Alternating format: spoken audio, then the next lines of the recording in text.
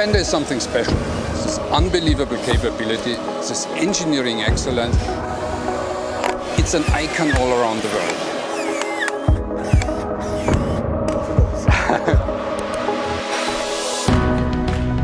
Don't drop it. We use Land Rovers as training vehicles in the military. We've all used them in some sort of capacity. The bottom line is it's clearly a versatile, robust bit of kit. Jaguar Land Rover's involvement was absolutely key to the success of the games. So I learned to drive in a Land Rover when I was a little kid. Just used to be able to sort of almost half sit on the seat, and I could just reach the pedals and sort of half stand up and look out.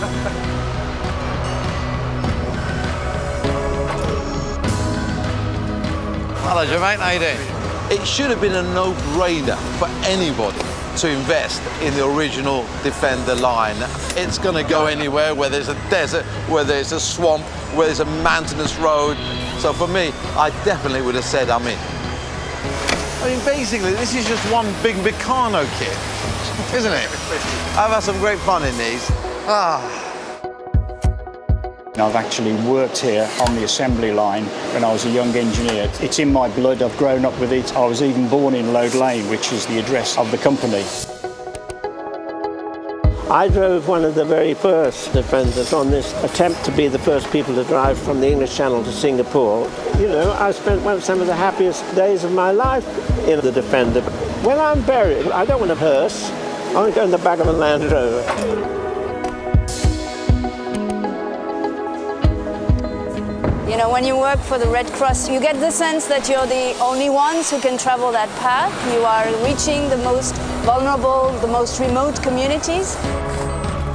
The amazing thing about the Defender, it's not about the vehicle really, it's about the people we can help as a result of actually being able to access those places.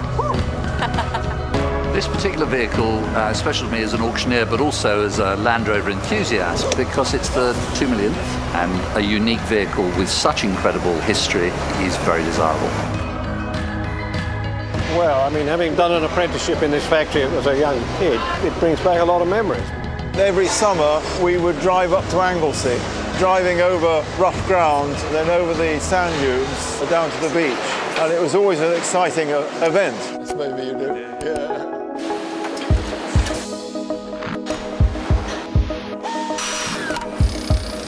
2 millionth Defender, an incredible vehicle that saved my backside more times than I can ever say.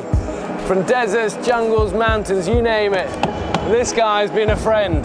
I have always been a Defender man, right from my days in the Marines. There's one vehicle I want to be sitting in when things start going wrong. The Defender is my magic carpet.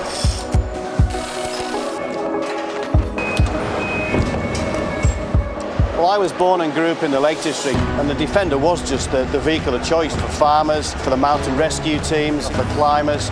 You know, I knew all about this vehicle long before I even thought about joining the motor industry. My mum and dad drove a Land Rover when they made the film Born Free in the 1960s. I drove Land Rovers across the Sahara in the 70s, and then Born Free came along, and what have we been doing ever since? Driving Land Rovers. So, you know, it's a long, long relationship between the charity and this amazing, iconic vehicle. So I feel like I'm connected with Land Rover in a way that very few people are. It's in my heart. The Defender, I think in a way, is the defender of wildlife. When my husband Bill and I were making the film Born Free with the lions, we used to pop them in the back of the Land Rover, drive out on the plains, and then sometimes, of course, they rode on top of the Land Rover, which they absolutely adored. The whole Land Rover Defender story has been part of our family too. The memories are very strong. You know, I think you develop bonds with things that you depend on. Back home, we own an old 1974 Defender, and I'll load up the back with a picnic and the family, and we'll go off. So for me, it's as much about that as it is, you know, the world's extremes. How you doing, Monty? Here we go. There we go. Guns, John. I haven't got the guns. I love it.